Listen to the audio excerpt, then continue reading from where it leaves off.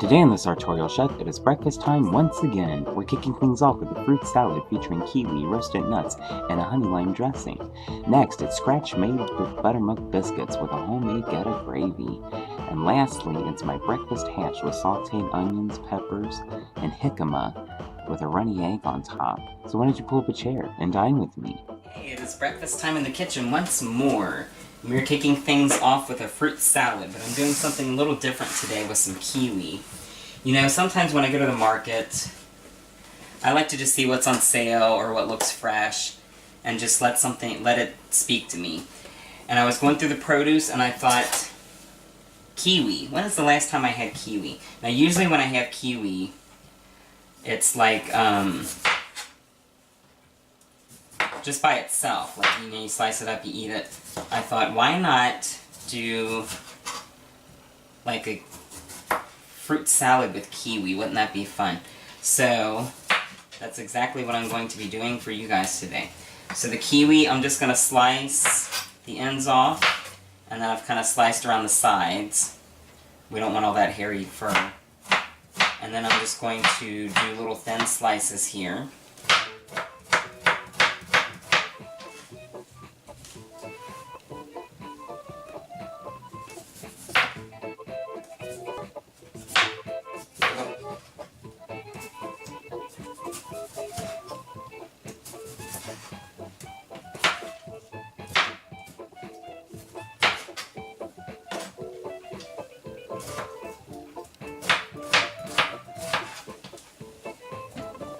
Okay, that is our kiwi. Next I have got some bananas here. We're going to slice these babies up and throw them in.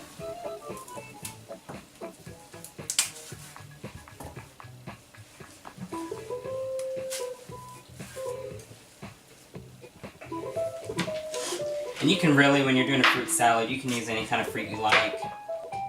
I just thought I'd do something a little different here with some kiwi, some bananas, berries, and then we're going to make a fun little sweet kind of dressing to go on top. So then the bananas are going to go in now.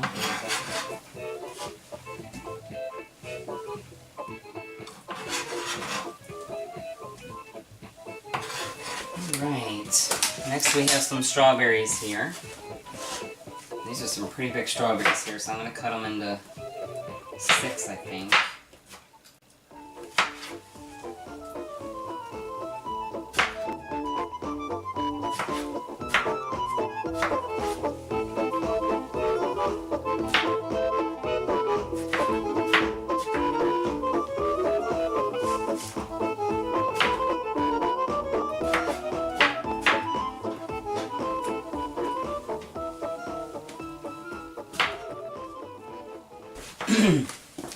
Okay, and lastly I've got a half pint of blackberries here. Sometimes I do blueberries, sometimes I do raspberries, blackberries, you know, whatever's on sale. You know, when the berries are out of season, I kind of tend to go with whatever's on sale. And I love saving the strawberry container because we can just take all of our scraps, throw them right in there, and it makes cleanup a breeze. Alright, so there is our berries, guys. And then I've just got a few things here to really bring this all together. First, I've got some fresh mint here. And this is just a really nice kind of palate cleansing breakfast. It's something you can make ahead and leave chill in the fridge. And then you just get it out when you're ready to go.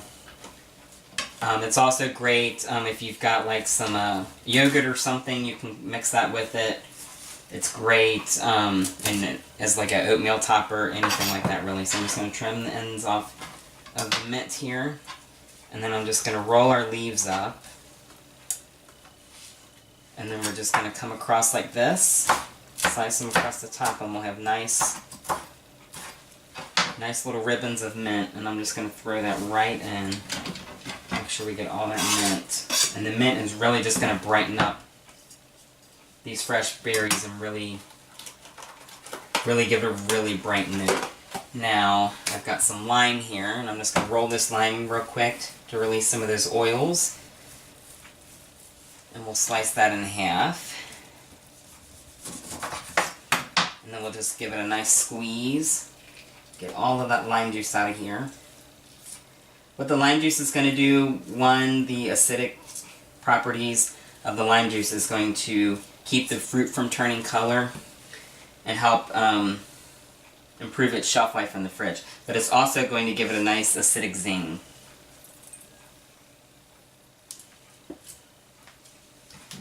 And then to play with the natural sweetness of the berries, I've got some honey here. This is just some pure wildflower honey. And I'm going to do a couple tablespoons of the honey. Now you could do like an agave, or you could just do like a sugar, but I feel like the honey is a little bit healthier option. And then I'm just going to finish this with a pinch of salt, like 1/8 a teaspoon, not even that much. And then we'll give this a nice little stir. Bring all these flavors together. And I love the different colors and textures in this salad here. The bananas are nice and soft, and then the berries give you a little crunch, and then you have a little different component with the kiwi as well. Okay, that's looking good. Lastly, I have got some roasted nuts here that I've roasted in the oven for about 400 degrees for about 8 to 10 minutes. And you can see that has gotten nice and dark. And these are just slivered nuts. And these are going to go right into our salad. These are going to give it a nice little crunch. The other thing about nuts is they're technically a protein. So this gives you a nice protein too. So this is a great like vegan dish, vegetarian kind of dish. If you're watching your calorie intake, you know, the fruit, it's really good for you. And then you're getting you're getting a lot in your breakfast here. You're getting your protein and you're getting your fruit and everything. Alright, this is smelling good. I've let the nuts kind of cool down a little bit. But they're really just taking on all these flavors, and you can smell it. It just smells absolutely amazing. Now, to taste it. Just got a little breakfast-sized bowl here. And I'm just going to scoop a good helping of this up.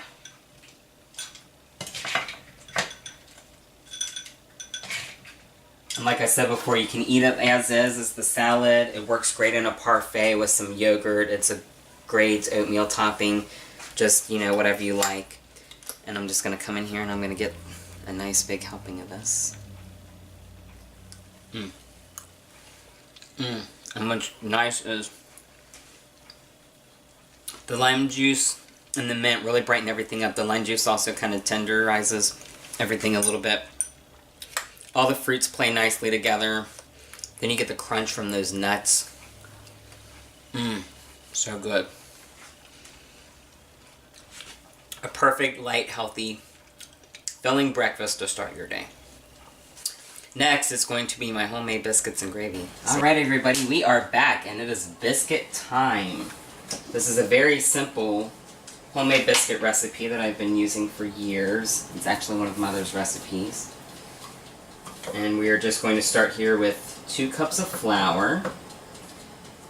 And I'm just going to go right onto my sheet here. This is great. This sheet here, it's a baking sheet. What's great about it, it has all your measurements on it. It has your rings here. It's silicone, so it's non-stick. And you can do just about anything on it. You can bake in the oven with it. You can make your biscuits on it, which we're doing right now. So that's 2 cups of flour. And then I'm just going to make a little well here in the middle for some of our wet ingredients. Okay. Now for the rest of our dry ingredients, I need a tablespoon of baking powder. I know that sounds like a lot, but we want these to get nice and big and fluffy. So there's a tablespoon of baking powder that's going to go right in the center there. And a 1/4 teaspoon of baking soda. That's going to go right in the middle as well. And a pinch of salt. We're going to do about 1/8 teaspoon of salt.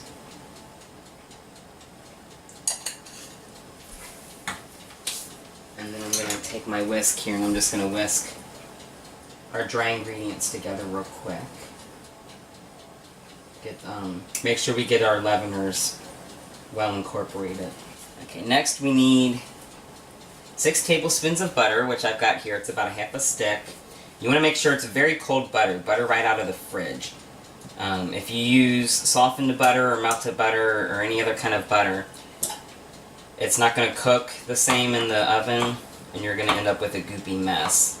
The cold butter is important because it has a different melting temperature, so it's going to really melt slow and nicely in the oven and give us a nice buttery flaky biscuit, which is exactly what we're looking for. And we're going to take, I've got a pastry cutter here, and I'm just going to go over my butter. We want to break this butter up into little pea-sized pieces. And you want to go over it back and forth a few times. Sometimes I kind of go in like this and twist it. And that's just going to break our butter up into nice soft little pieces. We're going to move on to our wet ingredients. I need about 2 tablespoons of sugar. I'm just going to distribute that evenly over the top. And I know sugar is one of those weird ingredients, because technically it is a wet one, even though it seems kind of dry now. But it is important that we do our wet and our dry separately. Lastly, some buttermilk. Can't have buttermilk biscuits without buttermilk. And buttermilk is really, it's just regular milk that's had lemon juice added to it. The lemon juice kind of curdles the milk a little bit, and that's where you get that tangy flavor from. And we just need a 3/4 cup of that. And I'm just going to pour that right into the well. And we're going to save the rest of this here to do our gravy and do a little topping for the biscuits. So I'm just going to put the lid back on that. And then I'm going to come back here with my whisk, and I'm just going to kind of whisk this buttermilk into the center. And just kind of come in at the sides here and bring everything in.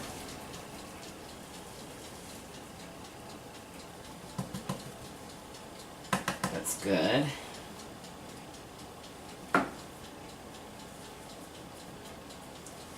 Then I'm just going to come in with my hands and finish mixing this the rest of the way. Just kind of folding in the sides on top and bringing everything over. I don't want to overmix this. I want everything to stay light and fluffy. You overwork your flour, you're going to lose some of that gluten. And then you're going to have a really dense, chewy product, which is no good.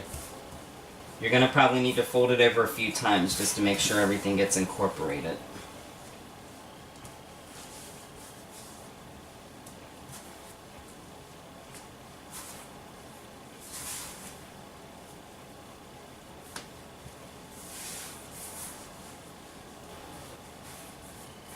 Alright, we've got our dough ready. Now it's time to roll it out. Alright, we are ready to roll out. I'm just going to take a little flour here, and I like to flour my rolling pin. That's going to help keep it from sticking. Just a little bit on there, and then I've sprinkled a little bit here on the cutting board as well. That's also going to help prevent it from sticking, because as we continue to work with this dough, the butter is going to get a little warm, and it's going to make things sticky. So, just get a little flour on both sides of this, and then we're going to come in with the rolling pin, and then kind of go down and out. I don't want to like squish this, I just want to kind of flatten it. And we want to be gentle with it, so we're just going to go from the top, and we're just going to continue to roll this out. And since I have a lot of leavening in this, we can roll this out pretty thin, so we can get some good portions out of this. And I kind of like just a rustic biscuit. That way you can tell it's homemade, so I'm not too worried about like perfect little circles or anything like that. And we're just going to keep rolling this. We want it about a 1/2 inch thick. I think that's going to be good. And then I'm going to take my knife here and I'm just going to cut some squares. You know, everybody does round biscuits, and I thought, you know, why not just cut some squares? So I'm just going to trim a nice rectangle here. And then we'll bring this extra dough aside. And then I'm just going to come back in. I'm going to come down through the middle here. And then come down this way. There's about 6 pieces here. And I've got my sheet tray that I've pre-greased, and I'm just going to lay these out thin. I'm going to bring the rest of this dough together, and then we're just going to roll it out. Back and forth and side to side.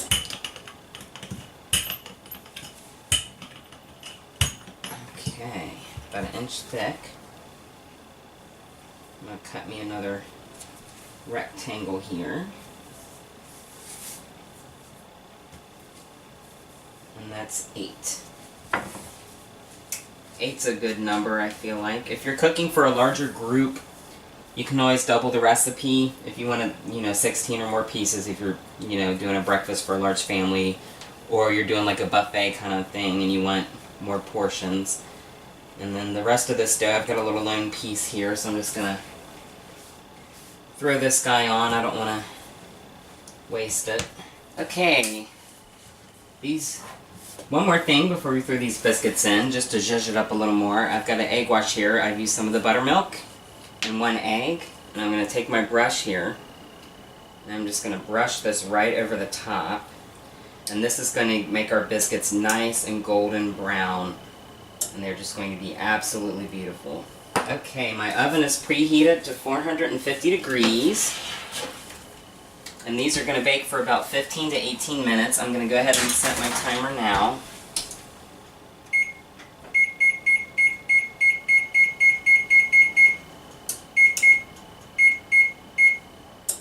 Alright. While those bake, we're going to move on to our gravy. Alright, I've got my gravy started. Now, to keep in line with our abstract biscuits, I thought I'd do something a little abstract with the gravy as well. And instead of a traditional sausage gravy, I thought I would do a geotta gravy. Now I know none of you have heard of geotta before. It's a breakfast meat that is very regional to the tri-state area, Cincinnati, northern Kentucky. And it's basically pork, but unlike sausage, it's different parts of the pork, and it's usually ground up with steel-cut oats and different seasonings. It's something a lot of the German immigrants did when they came over this way. It's a good way to kind of stretch out the meat, adding the steel-cut oats. When Cincinnati was first settled, it was a huge pork capital. There were lots of slaughterhouses and things that dealt with pork, and it was definitely known for that. And I'm letting this crisp up nicely.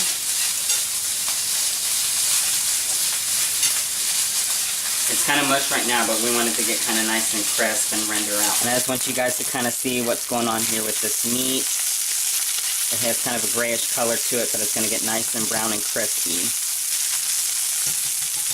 The other thing about geotta, people either love it or they hate it. It's not one of those foods where it's like, I can eat it. You either really love it or you try it and, it's just not for me. And geotta is huge around here. They have a geotta fest every summer. And this has transcended from breakfast food. They put it on grilled cheese now. They do geotta burgers, fried geotta balls, all kinds of different things. And I thought, why not try something different here with the gravy? I think it's going to be a great component to our biscuits. Okay, this is crisped up beautifully. Nice crispy. Because what's going to happen is it's going to get soggy here in our gravy, so I want it to get nice and crisp.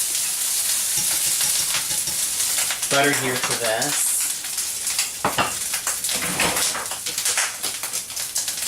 Because like I said, we're going to need some fat here to make our roux. Because the geotta is a little more lean than a traditional breakfast sausage. I'm going to pop that right in the middle there. And just let that cook down. I'm just going to turn down my heat a little bit. This is sizzling pretty good. Let that butter melt. Alright. Beautiful. And I've got my flour here. And I'm going to add just a couple tablespoons of flour. That's going to thicken up this mixture here and make it nice and it's gonna the butter and the flour are going to thicken up, and that's what's going to create our roux. So when I add the buttermilk, it's just going to bring everything together. And you just want to let this butter cook down for a little bit, this butter and flour, and let that raw flour taste cook out. Not too long, you don't want the flour to burn, but you definitely want that raw flour taste to cook out. Okay, we are ready for our buttermilk. And we're just going to do about 2 cups of the buttermilk. That should be good. Now normally, for like a gravy, you're going to use either whole milk or like a heavy cream. But again, I thought the buttermilk would be different because it has that tang to it. And I thought it would play nicely with the flavors of the geotta. And you'll see that buttermilk is slowly incorporating itself with the butter and the flour. And it's making a nice, thick, luscious gravy.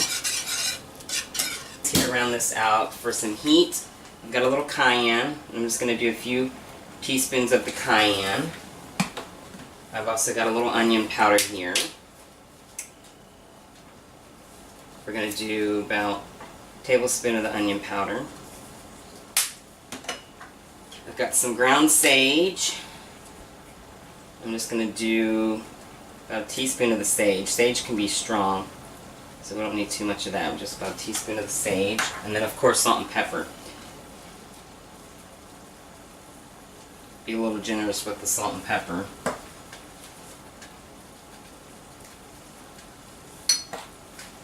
And then we're just going to whisk our seasonings in here. And this looks absolutely amazing, you guys.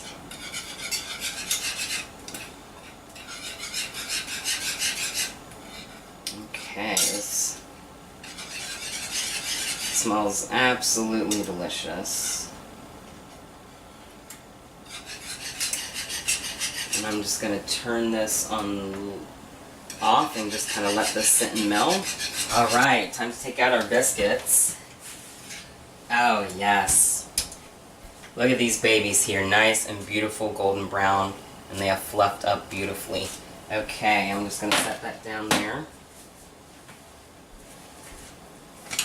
Get us a spatula here. I think I'm going to leave the square ones. I'm going to take this oblong fella for myself. And I'm just going to break this in half. And I just want you guys to see all the lovely flaky layers we've got here from folding it over.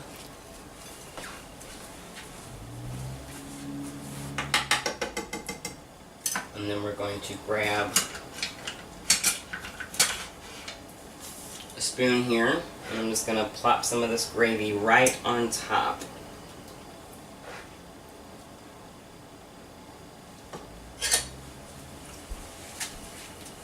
And breakfast is served. Mmm. Mmm. Oh, amazing. Yes. The biscuits have a really lovely texture. Nice and crisp on top and on the bottom. And then the inside is just so soft and fluffy and buttery, melts right in your mouth. Mmm. And the gravy is delicious. The right amount of heat. The geotta just gives it something a little different. Still nice and medium flavorful. And the buttermilk. What's great about the buttermilk, you get that slight acidic note from the lemon in the buttermilk.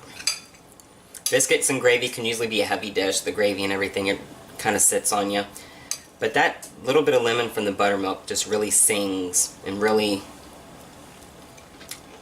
kind of cuts through some of that heaviness and just really gives you something different. Absolutely amazing, you guys. Okay, so lastly is going to be my breakfast hash. So stay tuned. Welcome back to our breakfast feast, guys. Last but not least, it is my jicama hash. Now, a lot of you are probably asking, what is a jicama?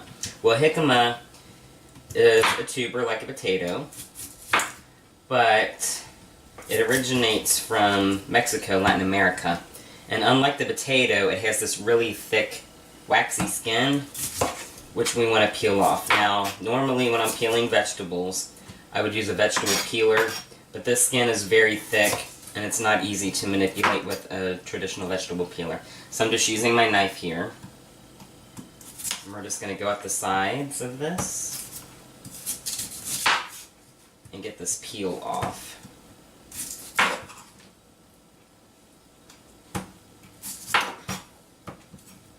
Now what's also great about jicama, it's slightly sweeter, and it almost has the texture of an apple, so you can almost kind of eat it raw.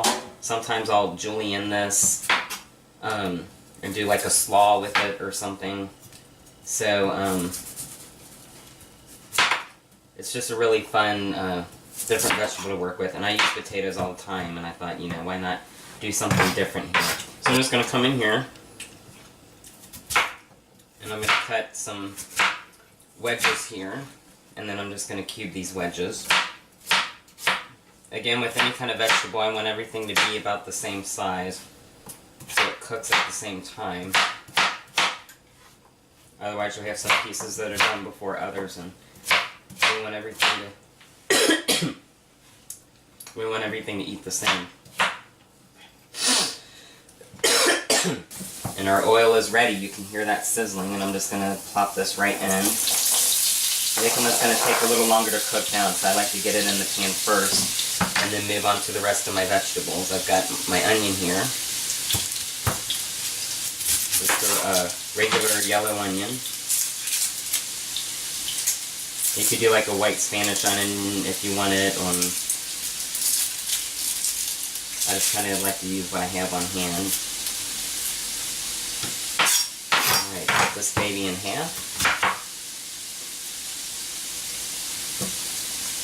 And then we're going to dice it. Hopefully we all know how to dice our onion by now. Nice uniform bite-sized pieces. Alright, and this is just going to go in with the potatoes.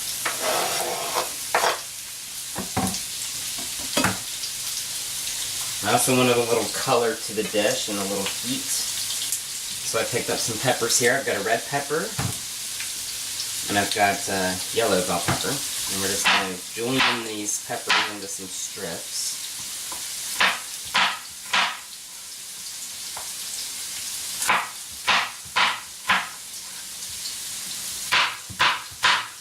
And we're going to come back and we're going to cube these up. Pretty much the same size as the onions and the jicama, because I want everything to cook the same. Alright, that is our pepper, guys. That's going right into the skillet.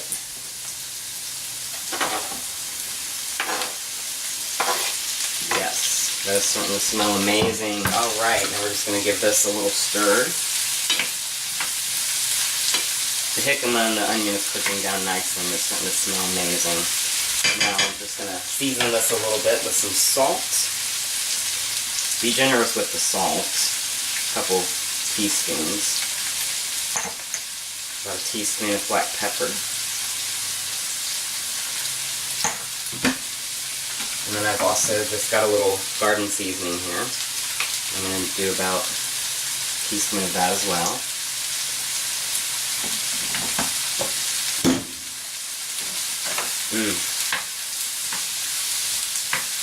Just give this a nice little stir, get all these seasonings incorporated.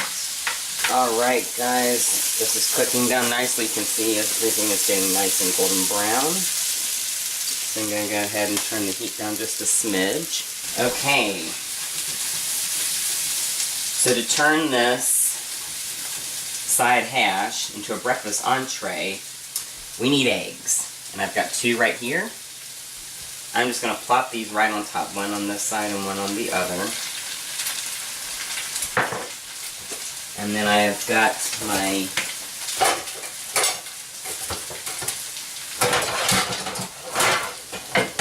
trusty lid here. I love this lid. It's an all-size lid. You can see the ridges here. So it'll fit any skillet I have. And I'm just going to set that right on top. What that's going to do is it's going to trap steam in there and it's going to cook my eggs all around.